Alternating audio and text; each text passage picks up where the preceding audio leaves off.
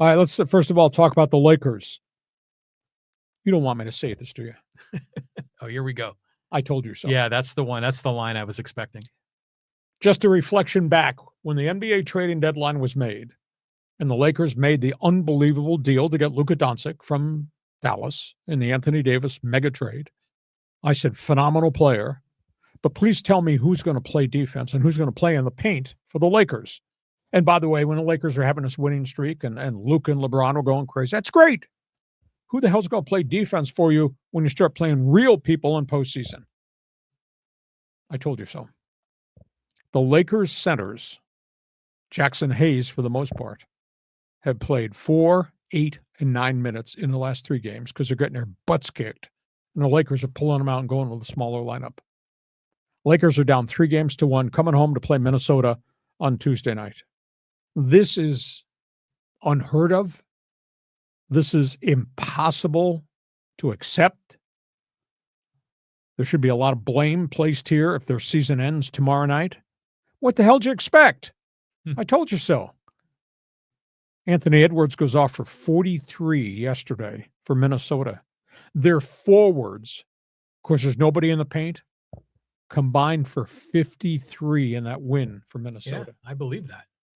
Minnesota had 49 rebounds in that game because there's nobody to go to the glass because they're undersized because they got nobody in the paint. I told you so. Yeah, I mean, you're wasting his phenomenal efforts. Luka scores 38. LeBron was ungodly the game before. He had 27 yesterday. Hachimura had a unique Sunday, had 23. Austin Reeves did really, really well for a chunk of time in the second, but they wound up losing.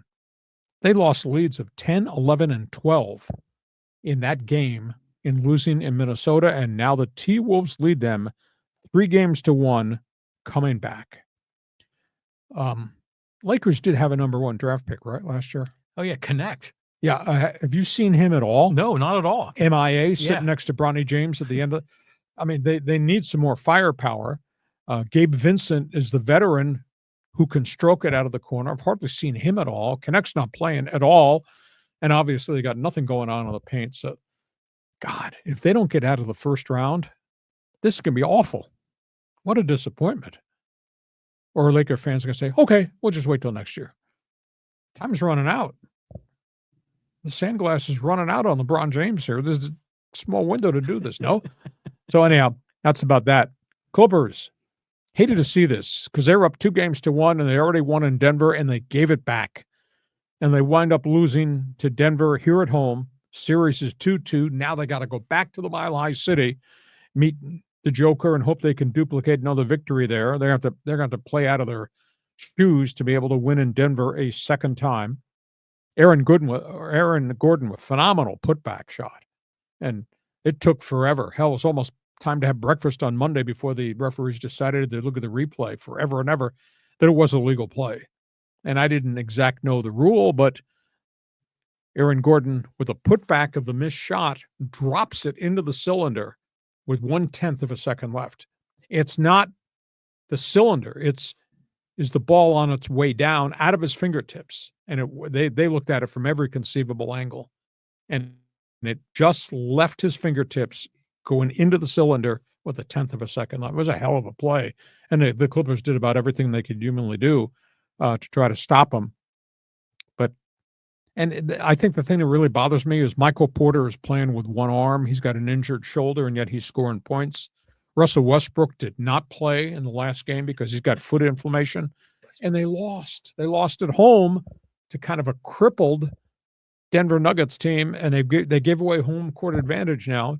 The series should be 3-1 LA, and it says 2-2 going back to Denver.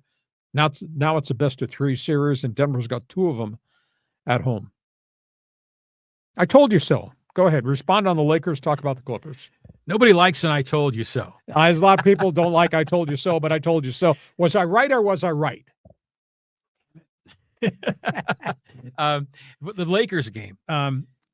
Yeah. Did you see how Anthony Edwards was kind of punking LeBron, getting in his face, banging him around, and kind of making LeBron look a little bit soft? And then even Rudy Gobert kind of gave him a forearm shiver to the neck. So that's all part of this strategy, getting in LeBron's head. The other thing I noticed in that game is, and I don't know why I've never noticed this before, but Austin Reeves looked really small on the court compared to everybody else.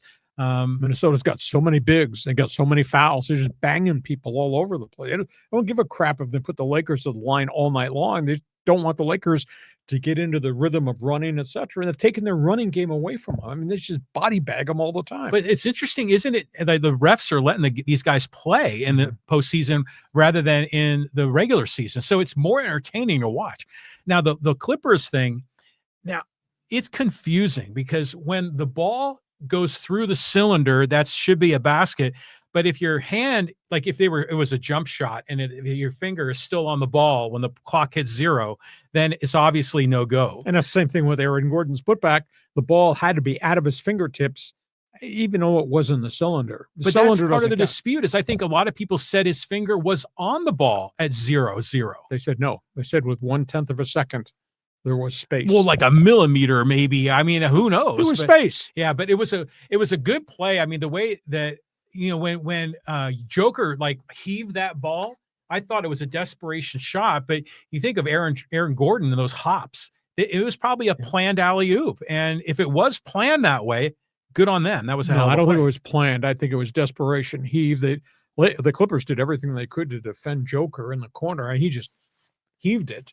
But Gordon had the position. He was not blocked out. He had the position to go up and hope he could tip it. It's like a little bit like North Carolina State Jim Valvano. Yeah. You know, with the putback at the end. So the Clippers are cursed. I mean, I want the Clippers to be successful. The Lakers are a 3 seed, but they're kind of a fraud as a 3, in my opinion. They're just so up and down. Okay, Lakers line is open. Clipper callers are invited. Jonas Fans Forum chat box. Feel free to jump on board. One other basketball